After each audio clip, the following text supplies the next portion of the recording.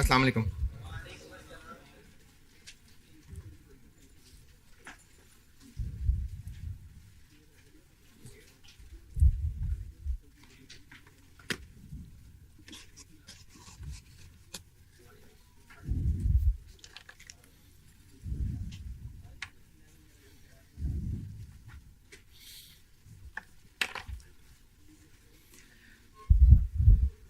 कर दिया उन्होंने। अस्सलाम वालेकुम। दुरूद शरीफ पढ़ लें।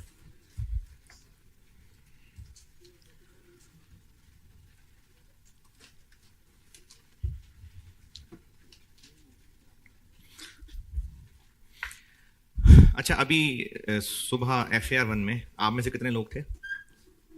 काफ़ी थे ना। तो उस वक्त मैं एक बात बताना भूल गया था। वो आप लोग क्योंकि रोने लग गए जाते ना, तो फिर वो बातें भूल जाता हूँ। आप लोग देखते हैं अपने हिसाब से कि जी हमें करीब ये पड़ता है या हमने यहाँ आना होता है, तो हमारा रक्षा वाला तो हमें यहीं लाके ब्रेक लगाता है, उसके अलावा उसको रास्ते भी नहीं आते। तो इसलिए आप फिर बुरा लगता है कि गुलबर्ग में क्यों रख रहे हैं। अगर मैंने यहीं FAR 1 क्लास रखी तो गुलबर्ग वालों को ये भी फिर ऑनलाइन लेनी पड़ेगी। वो ज्यादा कोफ्त वाली बात। मतलब 3 क्लासें तो मैं पहली एक्स्ट्रा ले रहा हूं, फिर उनसे कहूं कि रेगुलर वाली वो चौथी ऐड करके वो भी ऑनलाइन लें, तो वो ज्यादा तकलीफ है। उस कैंपस में आना कम तकलीफ है। तो मैंने उनको भी सामने रखना है। कॉस्ट की क्लास आज आपकी मैंने एक्स्ट्रा वो भी गुलबर्ग में इसलिए रखी है क्योंकि मेरे पास विंडो थोड़ी हो जाएगी अगर GT में रखी तो। मैंने वहां से पढ़ा के यहां आना है, फिर यहां से वापस जाके CFEP पढ़ाना है, तो वो आने जाने में मेरा तकरीबन घंटा इसके जाया हो जाएगा।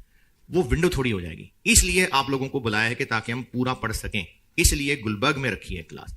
तो आपको जब कभी गुलबर्ग में क्लास एक्स्ट्रा कहूं तो मरने वाले ना हो जाया करें। मैंने बिगर पिक्चर देख के फैसला करना होता। तो इसलिए आज शाम को कॉस्ट की, और ये CVP नहीं होगा। CVP ओवरलोड हो जाना था, तो CVP नहीं है,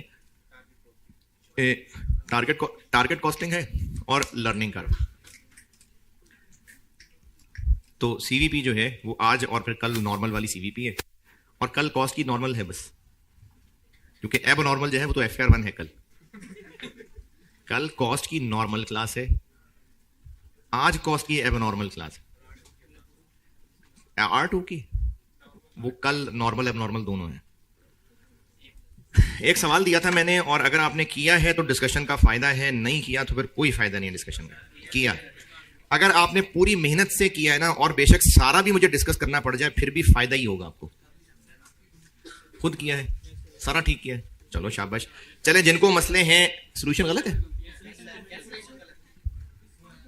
नहीं यार,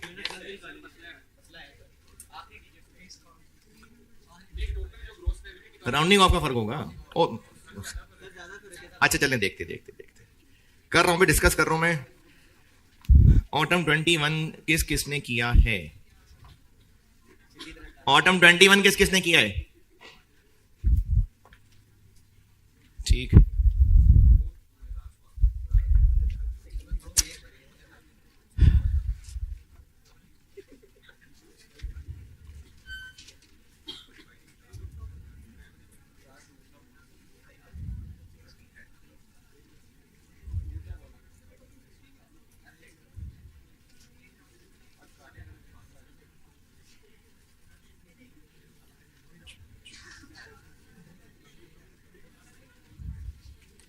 अच्छा, जिन्होंने नहीं भी किया वो थोड़ी सी शर्म कर लें, और शर्म करने के बाद फिर सवाल पढ़ तो लेना, ताकि मैं डिस्कशन करूं तो कुछ तो समझ आए भाई।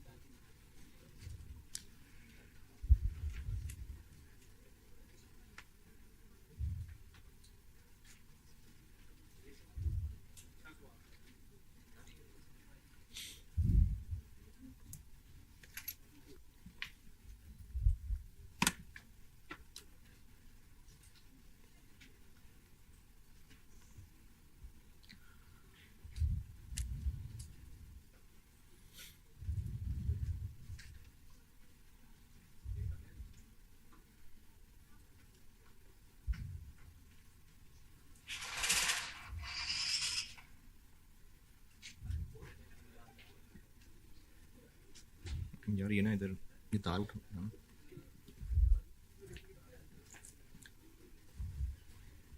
क्या स्क्रीन ऑन नहीं है वहां?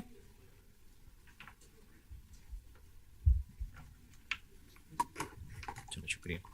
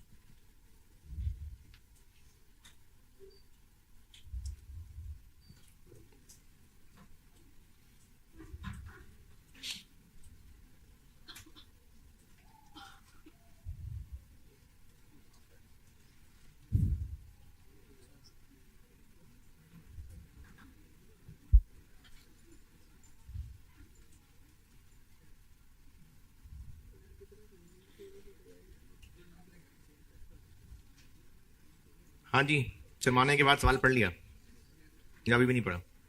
पढ़ लिया।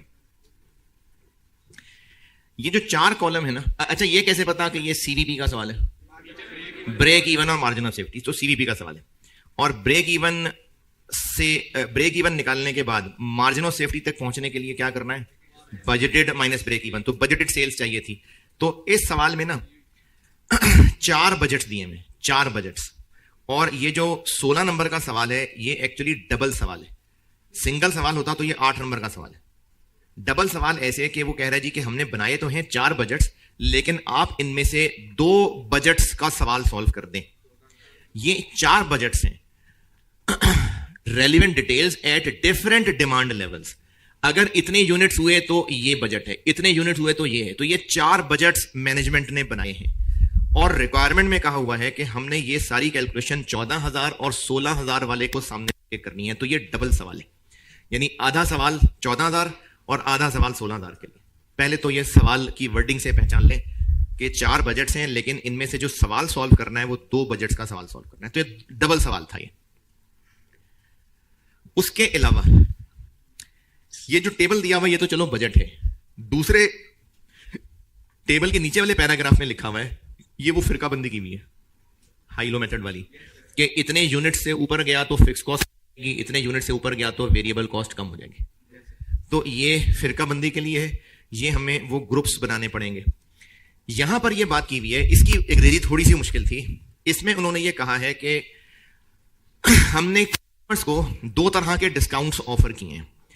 उनको ये कहा है कि अगर कोई कस्टमर हमसे 25 चेयर्स खरीदेगा तो उसको 5% डिस्काउंट देंगे, और अगर कोई हमसे 50 चेयर्स खरीदेगा एक ऑर्डर में तो उसको हम 10% डिस्काउंट देंगे। ये 2 तरह के डिस्काउंट ऑफर्ड हैं। और अगर इनसे कम खरीदेगा तो कोई डिस्काउंट नहीं है।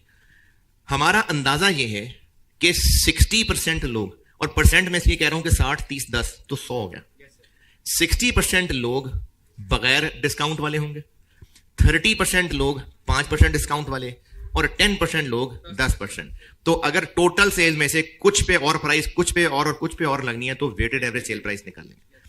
और चूंकि प्राइस चेंज है तो डिस्ट्रीब्यूटर का कमीशन भी इसलिए चेंज है। डिस्ट्रीब्यूटर का कमीशन क्यों चेंज है? क्योंकि देखें, डिस्ट्रीब्यूटर को कमीशन देना है सेल प्राइस पे, तो अगर सेल प्राइस कम हो जाएगी तो उसका कमीशन कम हो जाएगा ना।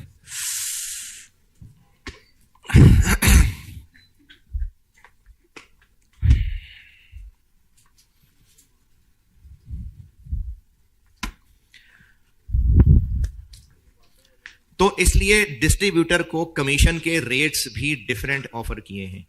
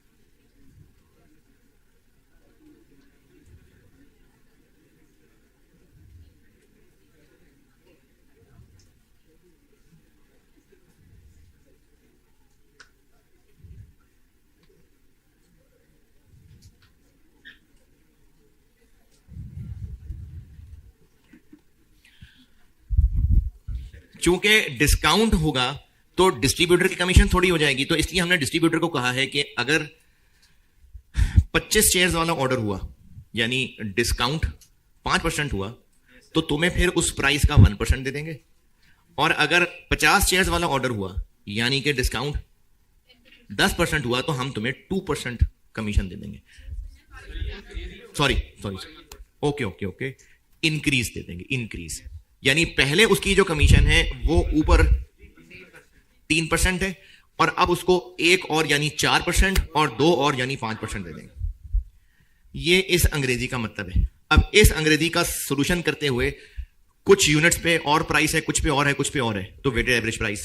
कुछ यूनिट्स पे और कमीशन है, कुछ पे और है, कुछ पे और है, तो वेटेड एवरेज। तो ये दूसरा पैराग्राफ फिरकावारियत वाला और ये वेटेड एवरेज वाला, और 4 बजट्स हैं जिनमें से 2 बजट्स पे सवाल सॉल्व करना है। ये है सवाल का डाटा, वो समझाया आपको। अब इसमें सवाल के डाटा के हवाले से कुछ बच्चों को जिन्होंने किया है ये कंफ्यूजन हो सकती है, ये समझाता हूं। अगर प्रोडक्शन 15,000 से ऊपर जाएगी यानी कि ये, तो वेरिएबल मटेरियल और वेरिएबल कन्वर्जन कॉस्ट, चलो मटेरियल की बात करता हूं, मटेरियल कॉस्ट 5% कम हो जाएगी। तो इसमें कुछ बच्चे ये समझते हैं कि मैनेजमेंट ये कह रही है कि भाई हमसे ना बजट ठीक बना नहीं है, हमें तो कुछ समझ नहीं आ रही थी, तो आप प्लीज ऐसा करें कि इन फिगर्स को 5% कम कर दें। मैनेजमेंट ने दिया है बजट बना के, वो आपको इंफॉर्मेशन दे रहा है कि अगर प्रोडक्शन 15 से ऊपर गई तो मटेरियल कॉस्ट 5% कम है, वो आपको नहीं कह रहा कम कर दें। इसको चेक करते हैं, मटेरियल डिवाइडेड बाय 14,000, देखिए कितना,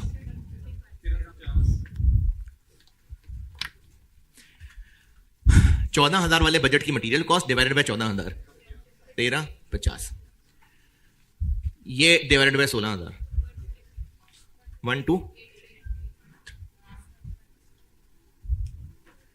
और ये इससे, तो अगर आप 0.95 करें तो ये आएगा। यानी उसने जो आपको बजट बना के दिया है वो अकॉर्डिंगली ठीक बना के दिया हुआ है, खुद से नहीं फिगर्स कम ज्यादा करनी है। इसी तरह जब चेयर्स 13,000 से ऊपर जानी थी यानी यहां से यहां, तो फिक्स्ड कॉस्ट 10% ज्यादा हो जानी है। तो इसका मतलब यह नहीं कि आप इसको खुद बढ़ा दें 10%, वो ऑलरेडी है। जो सवाल में डाटा दिया हुआ है मैनेजमेंट ने वो सही कैलकुलेट करके दिया हुआ है, आपको उसने सिर्फ इंफॉर्मेशन दी है ताकि आप अकॉर्डिंगली फिरके बना सकें। ओके, तो अब फिरके हैं तो हमें फिर 3 फिरके ढूंढने पड़ेंगे, 9300, 11,800, 14,000, 16,000, और ये उनकी कॉस्ट्स हैं। कौन सी वाली कॉस्ट लूं? मटेरियल के कन्वर्जन, ऑपरेटिंग क्यों नहीं? तो ये जो कन्वर्जन है इसमें से फिक्स्ड और वेरिएबल तोड़ना है, तो इन सब की आ गई कन्वर्जन। अब इनके फिरके बनाते हैं। फिक्स्ड कॉस्ट यानी ए 10% बढ़ जाएगा जब, तो ये अलग है और ये अलग है, ये हो गए ए के हिसाब से फिरके, और बी के हिसाब से ये, तो बी के हिसाब से ये अलग है और ये अलग है। और ये ऑनलाइन वालों में भी कुछ सवालों से मुझे अंदाजा हुआ कि मैंने आपसे ये नहीं कहा है कि इसमें स्क्वायर्स ढूंढें, रेक्टेंगल्स ढूंढें, ये नहीं कह रहा। मतलब कोई बच्चा कहे जी ये भी तो एक है डब्बा। तो जब पॉपुलेशन बांट ली तो अब कितने टुकड़े हुए नजर आ रहे हैं? 3, 1 2 3। तो ये 3 टुकड़े हैं और हाई लो हम इन पे तो लगा ही नहीं सकते, इसलिए इस पे लगेगा। हाई लो मेथड से ए और बी निकलेगा, उस ए और बी को हमें इनके ए और बी में शिफ्ट करना पड़ेगा। तो इन दोनों का अपना अपना ए और बी निकल आएगा और वेटेड एवरेज सेल प्राइस और वेटेड एवरेज कमीशन, ये सारा मैंने यहां किया हुआ है। पहले ये इन पे हाई लो मेथड लगाया, ये इन दोनों पे हाई लो मेथड लगाया, ये निकल आया बी, ये निकल आया ए। अब ये जो ए निकला है वो इस पे इससे 10% ज्यादा होगा, तो वो मैंने फिर 10% बढ़ा लिया। पता नहीं किधर बढ़ाया, ये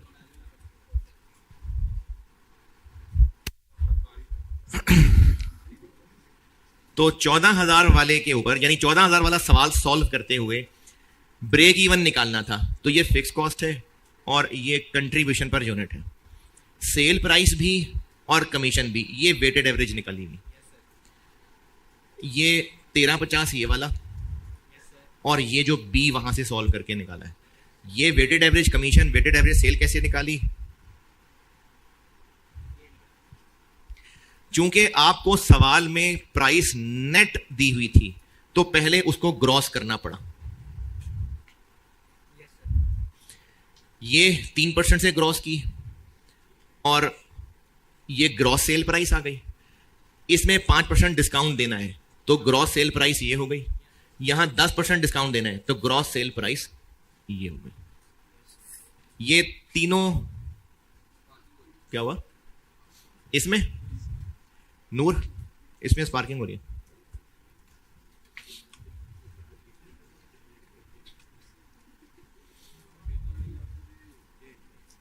उस वाले में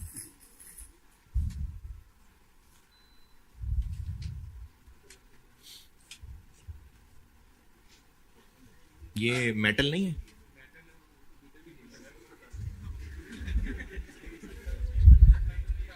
नहीं, अगर सही करना है तो फिर हाथ से ही करते हैं। एक दो लड़कों को पकड़ के रखें साथ।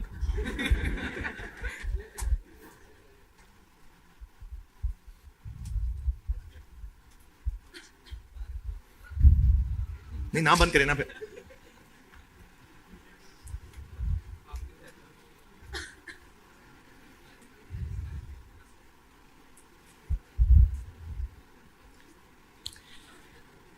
अच्छा, ये सेल प्राइस बह गई बारिश में, दोबारा बता रहा हूं आपको। सवाल में जो सेल प्राइस दी हुई है वो नेट ऑफ 3% है। पहले उसको ग्रॉस करके ग्रॉस सेल प्राइस निकाली नॉर्मल वाली। 5% डिस्काउंट देना है तो ये 3036 का 0.95 किया। 10% डिस्काउंट देना है तो 3036 का 0.9 किया।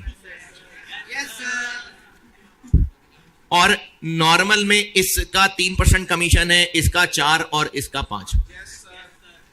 अब इन सेल प्राइसेस को वही 60-30-10 और इस कमीशन को वही 60-30-10, ये वेटेड एवरेज कर लिया। बस। और ये 16,000 पे यही सवाल दोबारा सॉल्व कर दिया।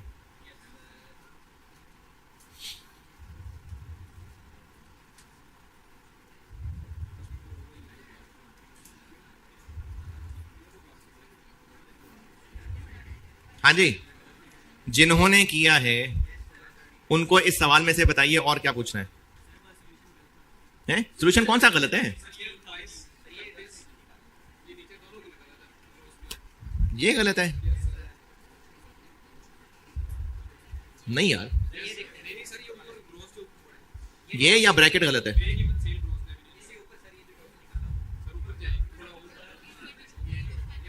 कितना आता है? अच्छा, वो इसलिए है क्योंकि मैंने ये एक्सेल पे सॉल्व किया हुआ है और जितना वो ऊपर लिखा नजर आ रहा है अंदर उसके पॉइंट्स भी होंगे, तो इसलिए राउंडिंग ऑफ का फर्क आ रहा है क्योंकि मैंने इसको एक्सेल में किया हुआ है, तो राउंडिंग ऑफ का मसला है। देखिए, जितनी बड़ी फिगर होगी मल्टीप्लाई करके आंसर का डिफरेंस भी उतना ही बड़ा आएगा, तो इसलिए ठीक है, ये कोई मसला नहीं, आपका ठीक है। इस सवाल में और किसी का सवाल? चलें ये टारगेट सेटिंग का और करते हैं सवाल, और अब इसमें मैं इक्वेशन वाला सवाल करता हूं जो खुद बोर्ड पे कर देता हूं। ऑटम 19 पढ़ लें, ऑटम 19 पढ़ लीजिए।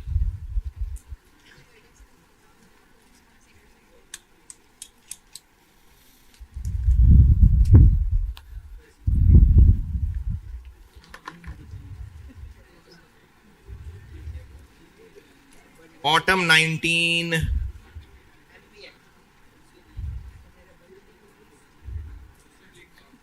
MPL।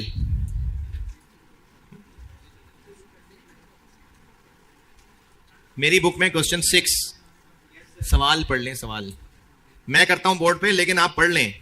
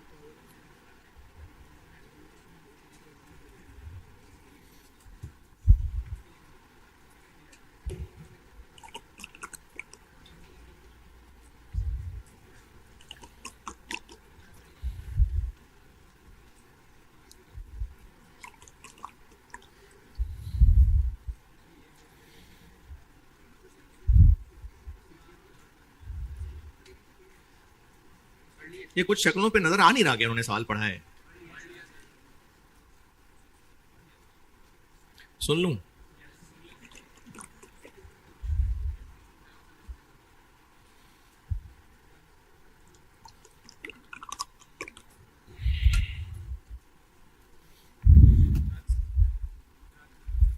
रग्स,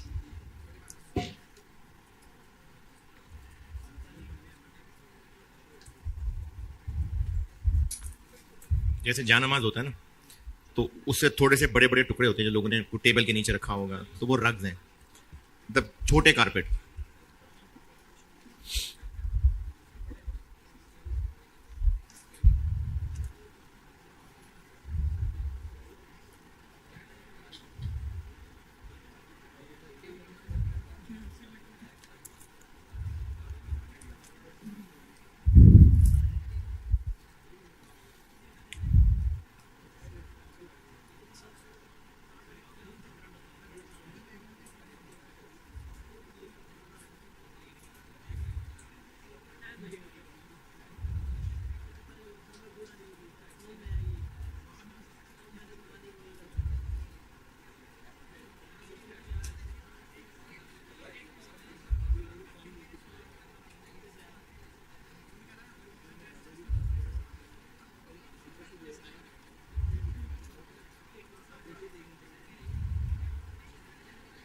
चले पढ़ लिया आपने सवाल।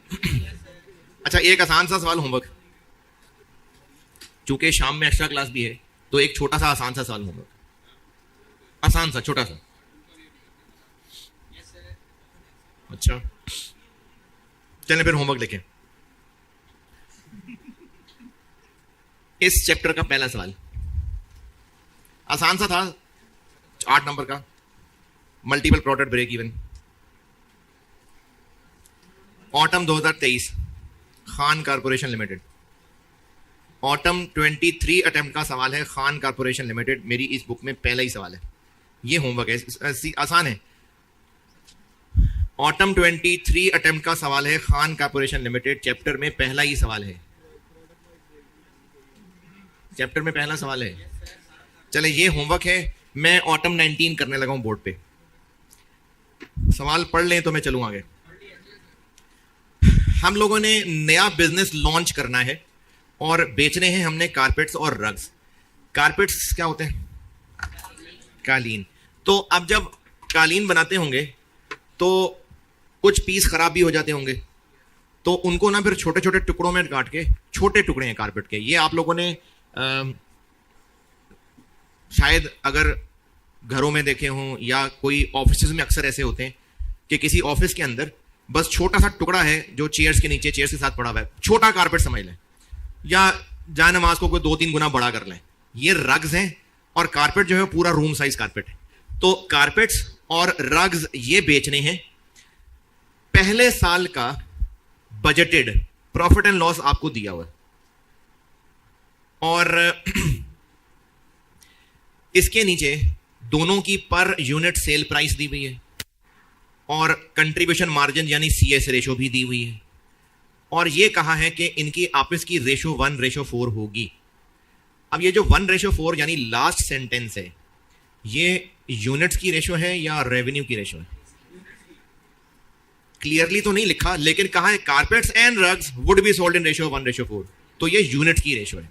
और रिक्वायरमेंट ए ब्रेक इवन। अब पूछा रेवेन्यू है, लेकिन हमें फार्मूला यूनिट्स वाला लगाना है। क्यों? क्योंकि रेशो यूनिट्स की रखनी है। तो ब्रेक इवन निकाल लेंगे, बजटेड सेल्स अवेलेबल हैं और मार्जिन ऑफ सेफ्टी निकलेगा फिर। तो पार्ट ए तो इसका simple multiple product break even है, पार्ट बी इसका अच्छी इक्वेशन वाला है। तो आप पार्ट ए खुद ही कर लेते, अच्छा होता।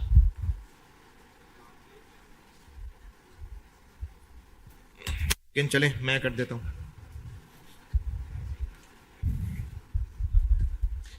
मल्टीपल प्रोडक्ट ब्रेक इवन का सवाल है, autumn 19 part A. Multiple products हैं, कैसे पता मल्टीपल प्रोडक्ट्स है?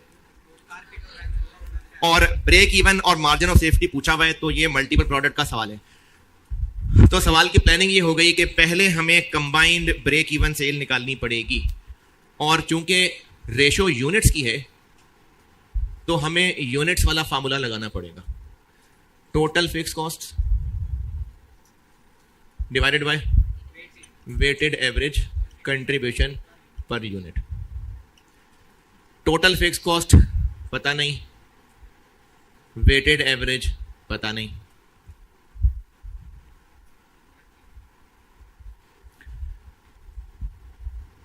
Total fix cost. अच्छा, टोटल फिक्स कॉस्ट ना, इसमें एक बड़ी मजे की कैलकुलेशन है, तो वो मैं चाहूंगा कि आप ट्राई करें। उससे पहले मैं आपको वर्किंग 2 दिखा देता हूं। वर्किंग 2 दिखाता हूं पहले आपको। कंट्रीब्यूशन पर यूनिट, कारपेट्स,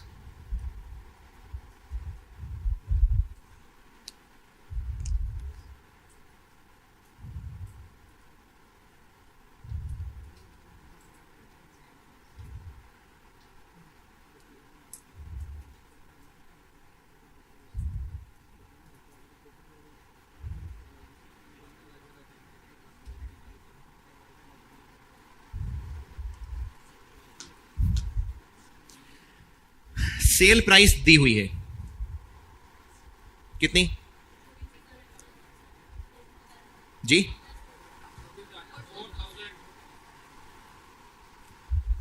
और कंट्रीब्यूशन कितनी है? 25% और 20%। तो कंट्रीब्यूशन पर यूनिट कितना आ गया?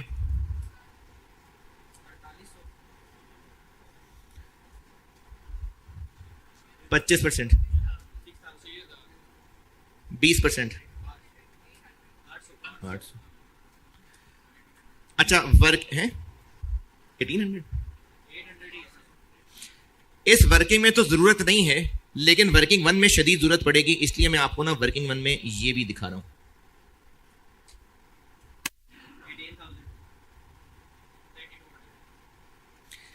अच्छा, अब स्टूडेंट को कैसे ख्याल, ये तो मैंने कह दिया वेरिएबल कॉस्ट निकालिए, स्टूडेंट को कैसे ख्याल आएगा? तो वर्किंग 1 में जब फंसता तो ये ख्याल आ ही जाता।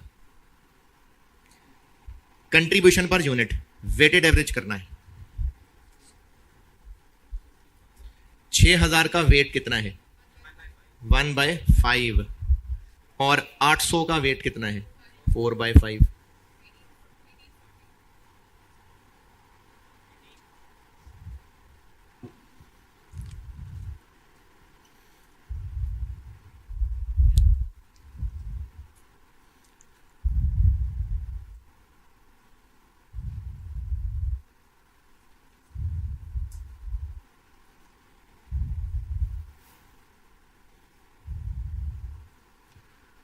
जी, वेटेड एवरेज सीपीयू। अच्छा, अब टोटल फिक्स कॉस्ट ढूंढनी है। कहीं सवाल में कोई अंग्रेजी नहीं लिखी फिक्स कॉस्ट के बारे में। अब आपने इनकम स्टेटमेंट पे गौर करना है और वर्किंग टू की मदद लेनी है। निकालें, कोशिश करें, टोटल फिक्स कॉस्ट ढूंढें। सोल्यूशन से सारे ढूंढ लेंगे, सोल्यूशन से नहीं ढूंढनी। सॉल्व करें, टोटल फिक्स कॉस्ट यानी वर्किंग वन कैलकुलेट कर दें, कोशिश करें, शाबाश।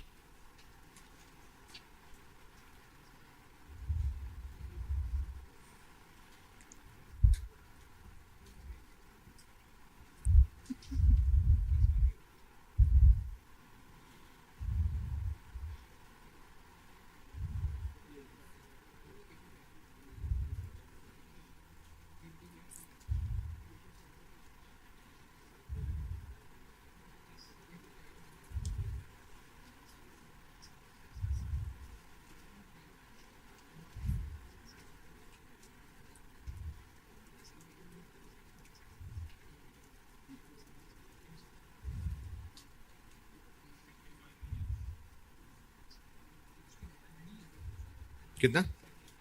85? 65?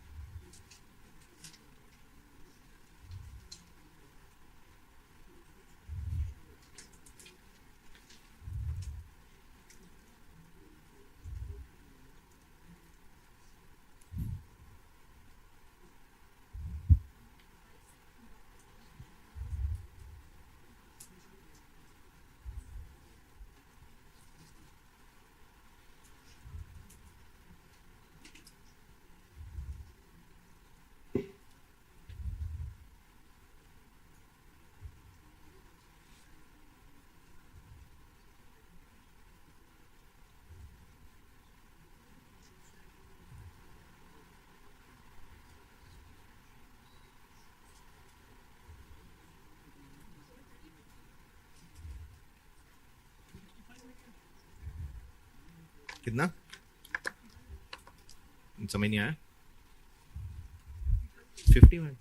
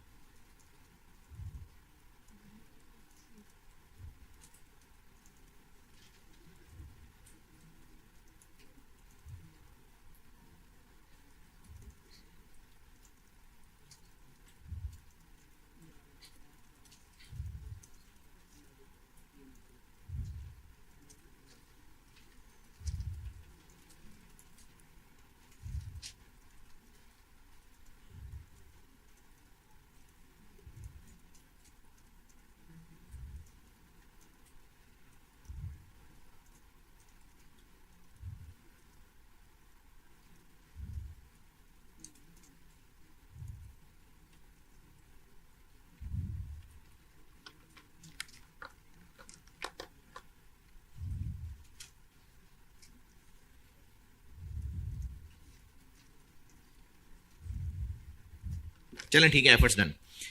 इससे पहले जितने सवाल थे ना, उनमें आपको फिक्स कॉस्ट कहीं ना कहीं अंग्रेजी में कुछ ना कुछ हिंट मिल जाता था, वहां से ढूंढते थे। अब आपको फिक्स कॉस्ट के बारे में सवाल में कुछ बताया ही नहीं है, कहीं वर्ड भी नहीं लिखा हुआ फिक्स कॉस्ट का। सवाल में डाटा क्या अवेलेबल है? सवाल में डाटा ये अवेलेबल है कि एक तो फुल इनकम स्टेटमेंट बनी हुई है, और उसके अलावा वर्किंग टू करके हमारे पास वेरिएबल कॉस्ट पर यूनिट आ चुकी हुई हैं। इनकम स्टेटमेंट में आपको कॉस्ट ऑफ सेल्स, कल जो सवाल किया था ना उसमें भी इनकम स्टेटमेंट थी, कॉस्ट ऑफ सेल्स में ब्रैकेट में फिक्स्ड उन्होंने खुद बताई हुई थी, यानी बाहर टोटल थी, ब्रैकेट में उन्होंने फिक्स बताई थी तो माइनस करके बाकी वेरिएबल कह रहे थे। अब आपको ब्रैकेट में भी ऐसा कुछ नहीं कहा, लेकिन यह पता है कि जो कॉस्ट ऑफ सेल्स और ऑपरेटिंग एक्सपेंसेस लिखे हुए हैं वो टोटल है।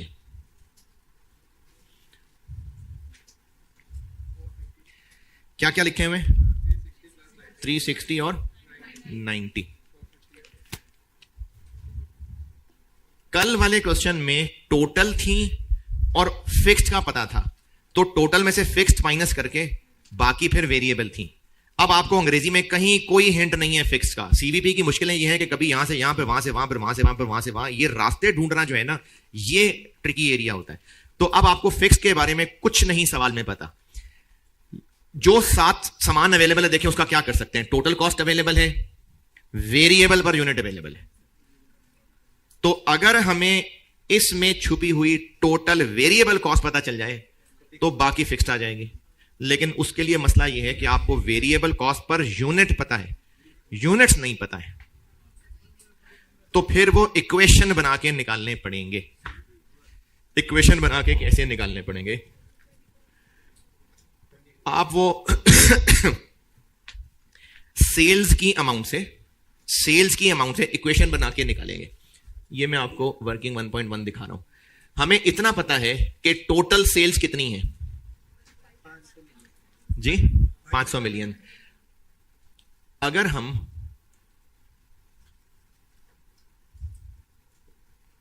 टोटल यूनिट्स को एक्स कह दें तो टोटल सेल्स कैसे निकली होंगी?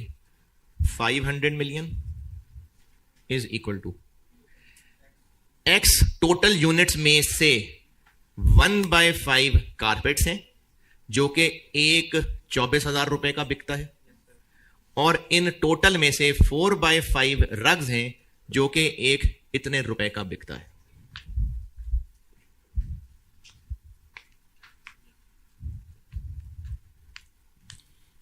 हाँ जी, या किसी ने और भी किसी तरीके से निकाले तो बेशक वो भी बता दे अगर सही है तो। नहीं, 500 मिलियन को 1/4 नहीं। देखें यहां पर आप गलती क्या कर जाएंगे कि यूनिट्स की रेशियो को आप अमाउंट पे लगा रहे हैं। ये एवरेज प्राइस हो गई, ये एक्स छोड़ दें तो एवरेज प्राइस है। नहीं, ये जो 1 और 4 की रेशो है ये यूनिट्स की रेशो है कि रेवेन्यू की? तो फिर रेवेन्यू पे नहीं लगा सकते ये रेशो, ये गलत है। मल्टीपल प्रोडक्ट्स ब्रेक इवन, जो यूनिट्स की रेशो होती है रेवेन्यू की, वो रेशो आपस में नहीं होती है। तभी तो इतना जरूरी होता है जानना कि हमने फार्मूला यूनिट्स वाला लगाना है कि रेवेन्यू वाला लगाना है। अगर एक प्रोडक्ट की सेल प्राइस 200 है, एक की 250 है, इसके यूनिट्स 1000 हैं, इसके 2000 हैं, तो यूनिट्स की रेशो है 1:2, लेकिन रेवेन्यू की रेशो 1:2 नहीं रही है। क्यों नहीं रही? क्योंकि सेल प्राइस फर्क है।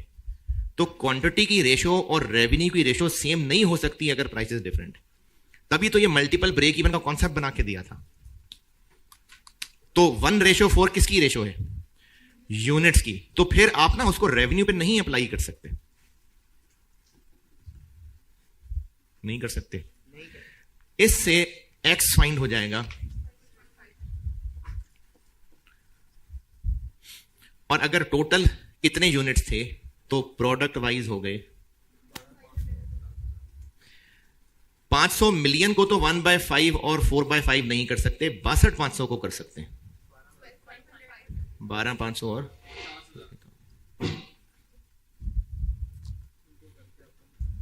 हाँ जी,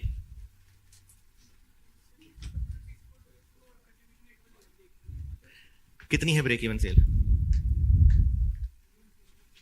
तो फिर अच्छा, मैं एक बार इसका आंसर कर दूं ना, फिर आप लोगों से अल्टरनेटिव पूछता हूं और उनमें कहां गलतियां की आप लोगों ने वो बताता हूं।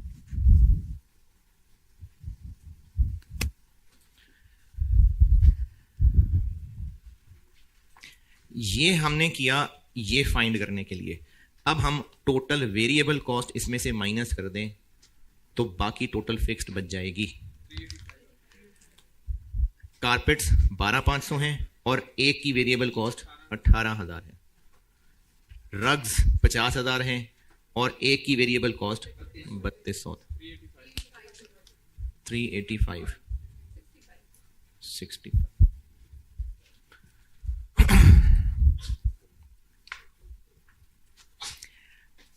अगर 65 तक ही कोई और किसी तरीके से पहुंचा है तो वो भी बता दे। 65 तक इसके अलावा एक तरीका तो है सॉल्यूशन देख के और एक है सॉल्व करके, तो इसमें कोई और तरीका किसी ने लगाया तो वो भी शेयर कर ले।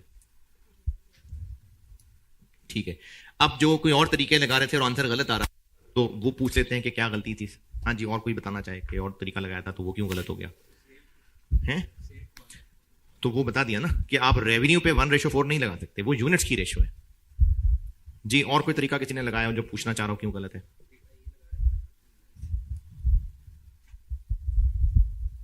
कुछ नहीं पूछना जी।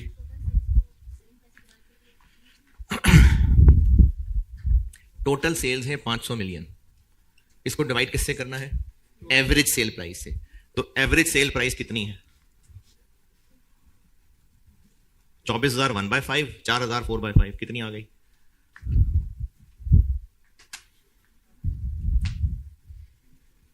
एवरेज सेल प्राइस कितनी आ गई?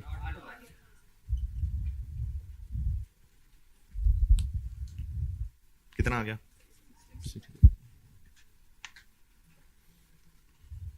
ये एवरेज सेल प्राइस ही की ना? नहीं, 62,500 निकला है। अब इसको रेशियो में तोड़ेंगे तो कारपेट्स और रग्स मिलेंगे।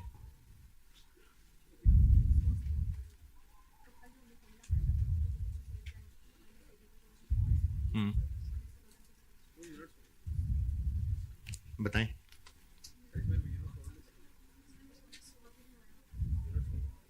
प्रॉफिट कौन सा? प्रॉफिट है 500 मिलियन। रेवेन्यू लिख लें, ये यूनिट्स लिखें, ये कंट्रीब्यूशन लिख लें, उसका डिफरेंस सही 65 ही आएगा।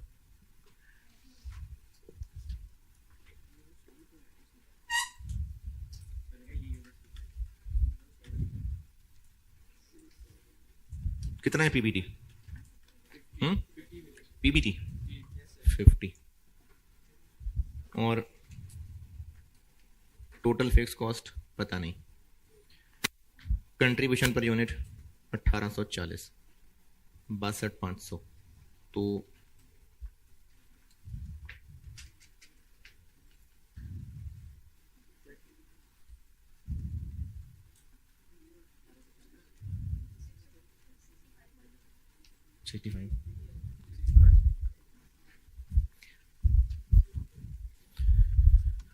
जी। टोटल फिक्स कॉस्ट 65 मिलियन पे और कोई परेशानी? अच्छा ठीक है, ये तो बड़ा वाकई मुश्किल है, इसमें से हम सवाल में से हिंट्स कैसे ढूंढें? तो ये क्या हल है फिर इसका? प्रैक्टिस करना और गौर भी करना कि इसमें ऐसा क्यों किया और उसमें ऐसा क्यों नहीं किया था और फलाने में ऐसा क्यों किया था। जब तक ये गौर नहीं करेंगे तो फिर ग्रिप नहीं आएगी। गौर करेंगे तो फिर आपको अगर कुछ 10-12 सवाल कर लिए, पेपर में शायद कोई 13वां ही होगा, लेकिन जब 12 मुख्तलिफ किए होंगे तो 13वें पे भी होश कर सकते हैं।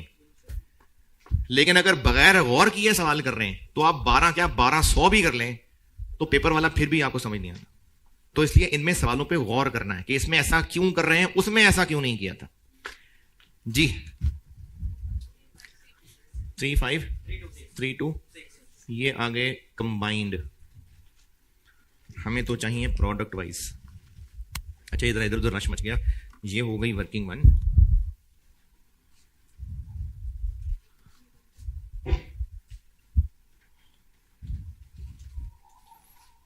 ये वर्किंग 1 है, ये वर्किंग 2 है, तो बाकी जो रह गया वो हमारा सोल्यूशन चल रहा है। अब इससे आगे कंबाइन ब्रेक इवन निकला है, इसी से आगे चल रहा हूं। वाइज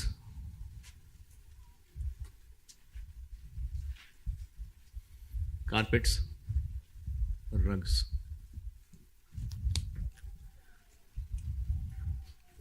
इसको 1/5, 4/5, 702826, ये हो गए यूनिट्स। प्राइस कितनी? 24,000, 4,000। और रेवेन्यू कितना? क्योंकि सवाल में ब्रेक इवन रेवेन्यू पूछा हुआ है।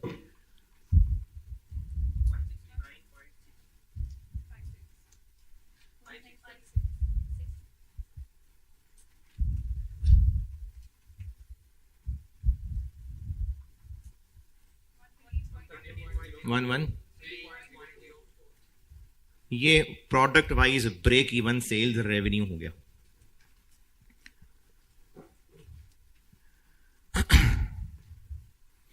और क्या पूछा हुआ है? मार्जिन ऑफ सेफ्टी यूनिट्स में। ये ब्रेक इवन, ये बजटेड है। ये कैसे बजटेड है? हमने बजटेड डाटा से निकाला है। ये बजटेड सेल्स है, 500 मिलियन बजटेड सेल्स है ना, तो ये बजटेड यूनिट्स हैं, ये ब्रेक इवन यूनिट्स हैं। तो मार्जिन ऑफ सेफ्टी, इनका डिफरेंस। ये हो गया पार्ट ए। अब बनाता हूं पार्ट बी की इक्वेशन। इसको नोट कर लें, फिर पार्ट बी की इक्वेशन बनाता हूं, फिर सॉल्व तो वो आप कर ही लेंगे।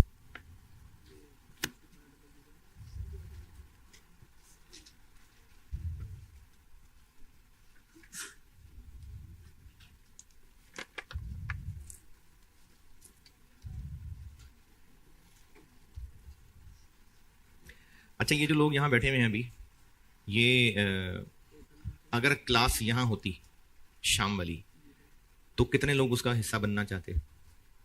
अच्छा, अभी लेटेस्ट अपडेट ये है कि यही बारिश के हालात गुलबर्ग में भी शदीद है और नहीं है बच्चे वहां पर। तो अगर मैंने वहां ये लेक्चर ही शेयर करना है तो फिर मैं यहीं हूं, फिर एक्स्ट्रा क्लास भी यहीं पढ़ाऊंगा। लेकिन आपकी क्लास बस खत्म हो जाती है, अभी फारे हो गए आप लोग, और क्लासें होती हैं जी उसके बाद? अच्छा, आप लोग फिर ना जरा ग्रुप में एक्टिवली देख लेना जो आप में से आना चाहते हैं। अगर आप में से जो लोग फिजिकली आना चाहते हैं और वो जुम्मे के बाद फारे हैं अगर कि नहीं है, तो फिर मैं तब तक जरा हालात और कंफर्म हो जाएंगे, तो हो सकता है फिर मैं जुम्मे के बाद यहीं पर ही वो डबल एक्स्ट्रा क्लास कर लूं कॉस्ट की। ओके, जल्दी जल्दी ये नोट करना, इक्वेशन बना के छोड़ता हूं फिर मैं।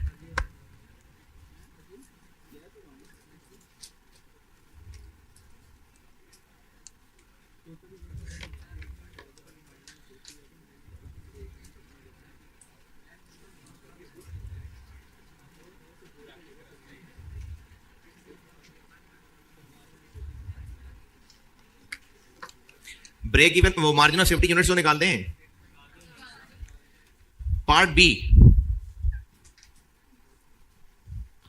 पार्ट बी में पूछा हुआ है कि कितने यूनिट्स या कितना रेवेन्यू, कितने यूनिट्स बेचें कि हम जो प्रॉफिट कमाएं वो सेल्स का 10% हो।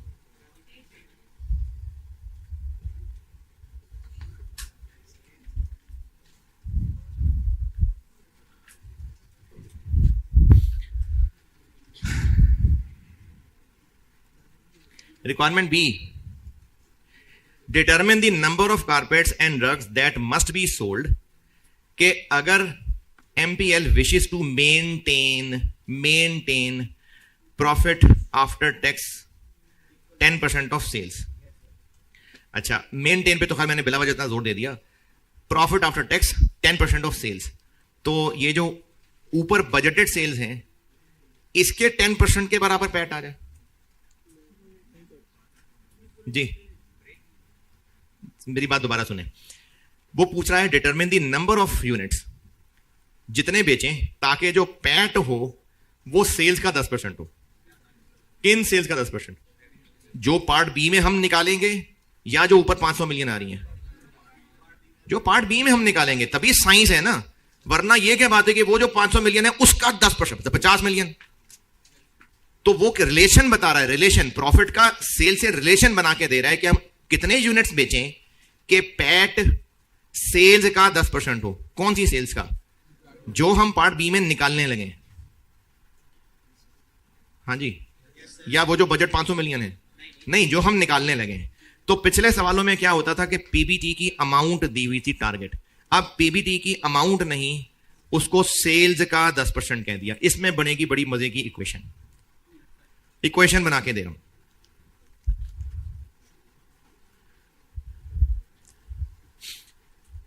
चूंकि मल्टीपल प्रोडक्ट है तो ये जो हम लोग करते थे sale price minus variable cost into units minus total fix cost, PBT. एक प्रोडक्ट हो तो यही है, अगर मल्टीपल प्रोडक्ट्स हो तो फिर या तो दोनों के यूनिट्स अलग अलग तोड़ें, या फिर अगर एक ही यूनिट्स टोटल रखने हैं तो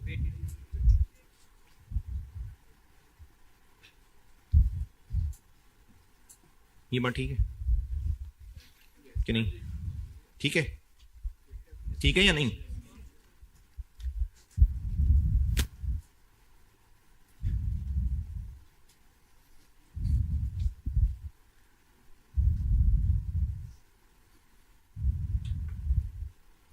इस पे कोई एतराज किसी को? हाँ जी,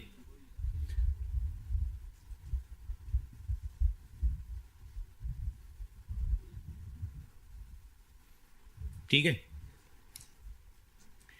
इसमें वैल्यूज पुट करते हैं जितनी भी पता है। एवरेज सेल प्राइस, ये अभी किसी ने जबानी बताई थी, दोबारा बता देता हूं। 24,000 1/4 प्लस 4,000, सॉरी 1/5 और 4/5, 8,000। Average variable cost 18,000 1/5 plus 3,200 4/5, 6,160।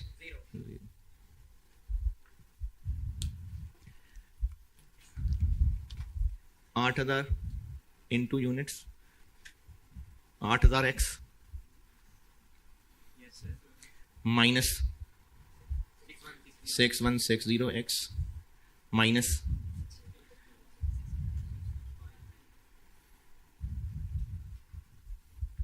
Ji is equal to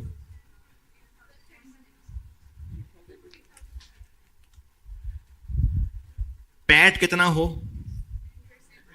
sales का 10%।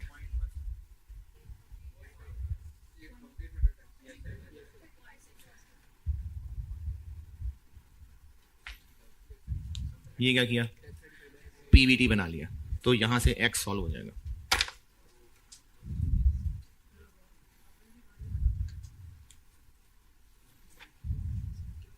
ये सेल्स का 10% लगाया मैंने, तो ये पैट आ गया, और ये उसको पीबीटी बना लिया। यहां से एक्स सॉल्व होगा और उसको 1/4 में बांटेंगे तो प्रोडक्ट वाइज यूनिट्स आ जाएंगे। पेपर में कैसे पता चलेगा?